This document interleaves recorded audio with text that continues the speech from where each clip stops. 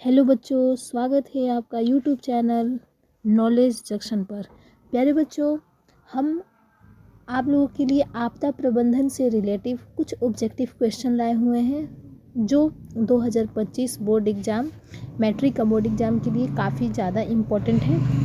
प्यारे बच्चों, आइए हम लोग अधिक देर न करते हुए क्वेश्चन को देखते हैं और बनाने का प्रयास करते हैं।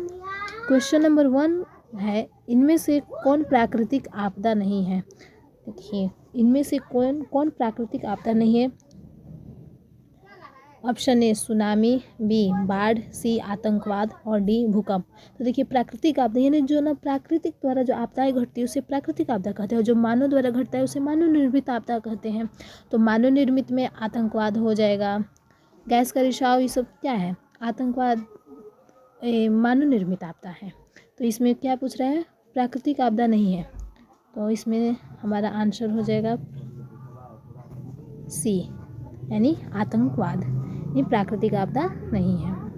ठीक। क्वेश्चन नंबर 2, इनमें से कौन मानव जनित आपदा है। यानी अब इसमें पूछा है मानव द्वारा कौन सा मतलब आपदाएं है। सांप्रदायिक दंगे, आतंकवाद, महामारी और उपर्युक्त सभी।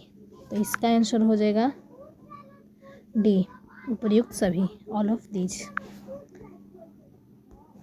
सुनामी का प्रमुख कारण क्या है।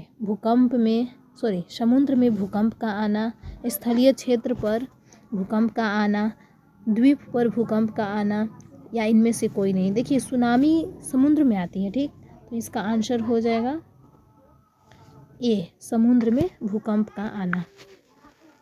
क्वेश्चन नंबर 4, नदियों में बाढ़ आने का प्रमुख कारण क्या है। देखिए, नदियों में बाढ़ आने का प्रमुख कारण जल की अधिकता, नदी की तली में अवसाद का जमाव, या वर्षा का अधिकता, या उपयुक्त सभी। तो इसका हो जाएगा डी, उपयुक्त सभी। क्वेश्चन नंबर 5, बिहार का कौन सा क्षेत्र बाढ़ग्रस्त क्षेत्र है। पूर्वी बिहार, या दक्षिणी बिहार, या पश्चिमी बिहार, या उत्तरी बिहार। इसका आंसर हो जाएगा डी, उत्तरी बिहार। ठीक।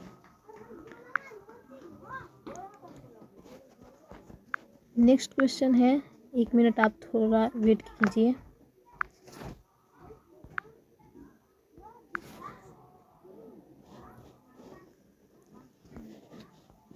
कि आप लोग नंबरिंग पे ध्यान नहीं दीजिएगा, हम लोग मेन पर्पज है क्वेश्चन प्रैक्टिस करना। ठीक। क्वेश्चन नंबर 6, निम्नलिखित में से किस नदी को बिहार का शोक कहा जाता है। देखिए, निम्नलिखित में से किस नदी को बिहार का शोक कहा जाता है। पहला गंगा, बी गंडक, सी कोसी, डी पुनपुन। देखिए, बिहार का शोक पूछेगा तो कोसी लगाइएगा। ठीक। बिहार का शोक नदी कोसी है। असम का क्या है, असम का पश्चिम बंगाल का दामोदर है और असम का ब्रह्मपुत्र है। देखिए, असम का पूछेगा, यदि आपसे असम का पूछेगा तो आप क्या बताइएगा, ब्रह्मपुत्र बताइएगा। ठीक। असम का पूछेगा तो ब्रह्मपुत्र, और यदि पश्चिम बंगाल का पूछेगा यानी पश्चिम बंगाल का कौन सी शोक नदी है, दामोदर,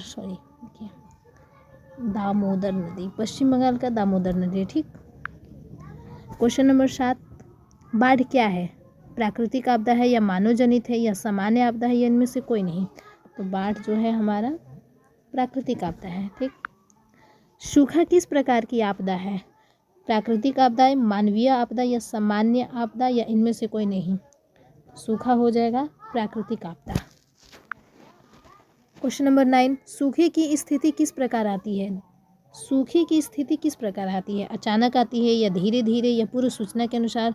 क्या सूखा आने के लिए सूचना थोड़ी ना बेटा, धीरे धीरे आती है, सूखे की स्थिति धीरे धीरे आती है। क्वेश्चन नंबर 10, सूखे के लिए जिम्मेदार कारक कौन कौन से हैं। वर्षा की कमी, भूकंप, बाढ़, या ज्वालामुखी क्रिया। तो भाई, वर्षा की कमी रहेगी तो सूखा निश्चित है कि होगा, option number A. Question number 11, सूखे से बचाव का एक मुख्य तरीका कौन सा है। नदियों को आपस में जोड़ देना, वर्षा जल का संग्रह करना, बाढ़ की स्थिति उत्पन्न करना, या इनमें से कोई नहीं। देखिए, सूखे से बचाव का एक मुख्य तरीका बताना है। तो इसमें मुख्य तरीका आपका हो जाएगा नदियों को आपस में जोड़ देना, यानी 2 नदियाँ हैं उसको आपस में जोड़ देना। क्वेश्चन नंबर 12, महासागर के तली पर होने वाले कंपनों को किस नाम से जाना जाता है? भूकंप, चक्रवात, सुनामी। यानी महासागर की तली पर होने वाले कंपन को हम किसके नाम से जानते हैं? सुनामी जानते हैं, या चक्रवात, या भूकंप? तो इसका हो जाएगा सुनामी।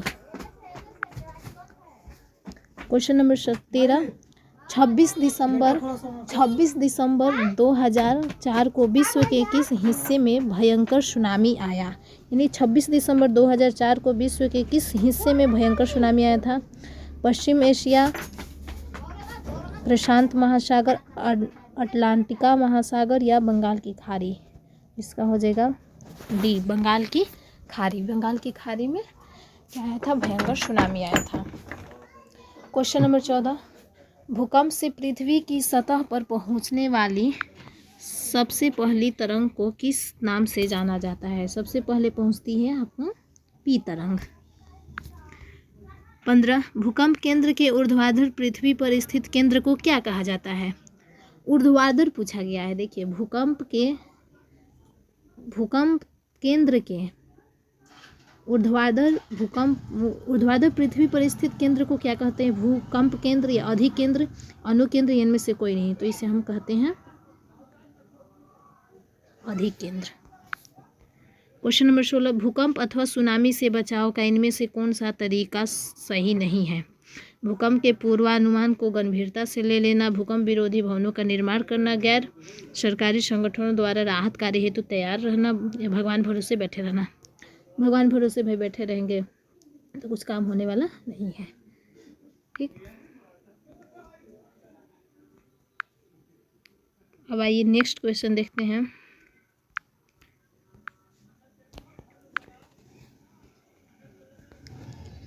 नेक्स्ट क्वेश्चन है, बाढ़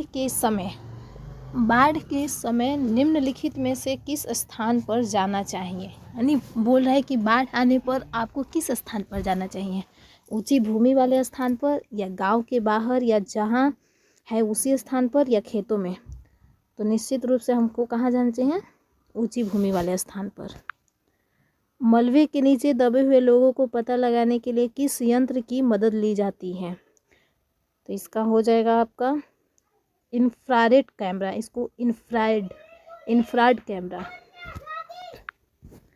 आग से जलने की स्थिति में जले हुए स्थान पर क्या प्राथमिक उपचार करना चाहिए? यानी प्राथमिक उपचार, गर्म पानी डालना, ठंडा पानी डालना, अस्पताल पहुंचना? तो इसका हो जाएगा ठंडा पानी डालना।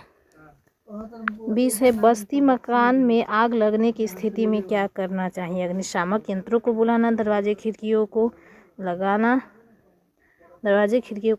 आग बुझाने तक इंतजार करना, इनमें से कोई नहीं। तो 20 का आंसर हो जाएगा ए, अग्निशामक यंत्र को बुलाना। इसके आगे हम लोग नेक्स्ट क्लास में देखेंगे। ठीक, थोड़ा शोरगुल के कारण मैं इसे अभी स्टॉप करती हूँ। ठीक, थैंक यू।